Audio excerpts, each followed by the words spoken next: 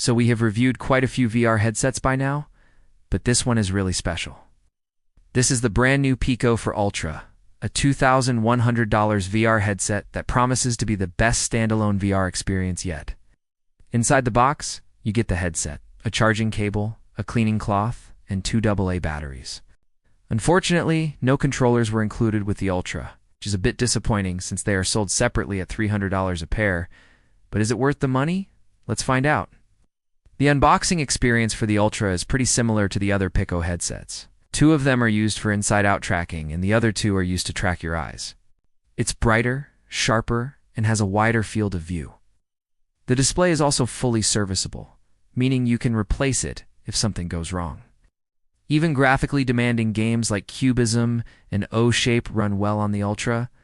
At $2,100, it's almost twice the price of the standard Pico 4. So is it worth the money?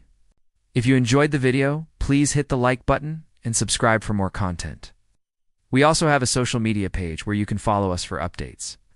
I would say yes, if you are a hardcore VR gamer who wants the best possible experience.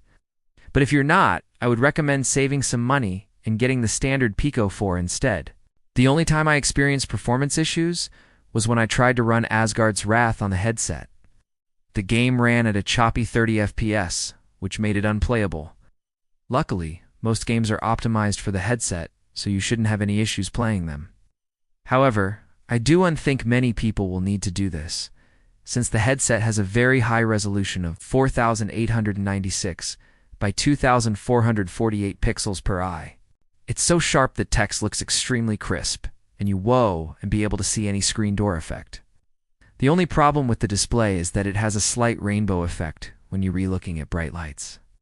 This isn't a big deal in most games, but it can be distracting in some of them. This helps improve the graphics and give you a better VR experience. But to be honest, it doesn't feel any better than the standard Pico 4, at least when it comes to tracking. One feature that does make a difference, though, is the improved refresh rate. The standard Pico 4 has a max refresh rate of 90 Hz, while the Ultra can go up to 120 Hz. Games and apps that support higher refresh rates will run buttery smooth on the Ultra. If you take it out of the box, you can see that the bottom part of the headset is made of plastic. This is understandable since VR headsets tend to be pretty heavy, and adding more metal would just add unnecessary weight. Unfortunately, the headphones don't have built-in volume controls, so you'll have to adjust the volume on your phone or computer. But if you are rough with your tech like me, you might want to use a VR cover to protect your investment, since scratches will be pretty visible on this headset.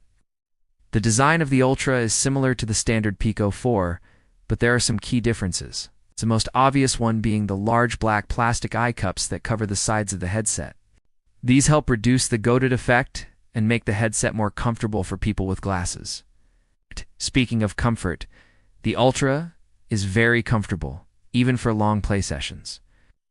Thanks to its lightweight design and stretchy fabric strap. Unlike the standard Pico for Pico, the Ultra has an adjustable IPD knob right on the headset. Instead of having to adjust the whole thing inside the headset, that's a nice touch. The build quality of the Ultra feels solid, but there's still a lot of plastic.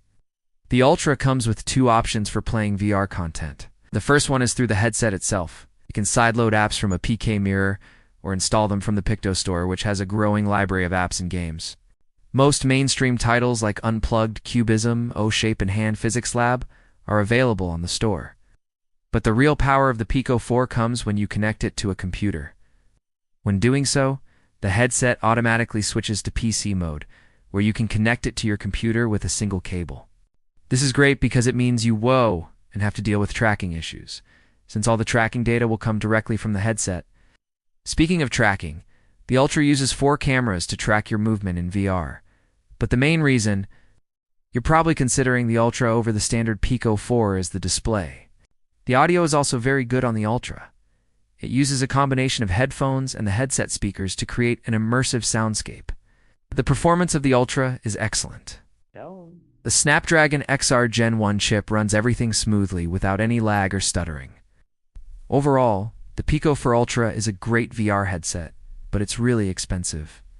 Thank you for watching our review of the Pico 4 Ultra.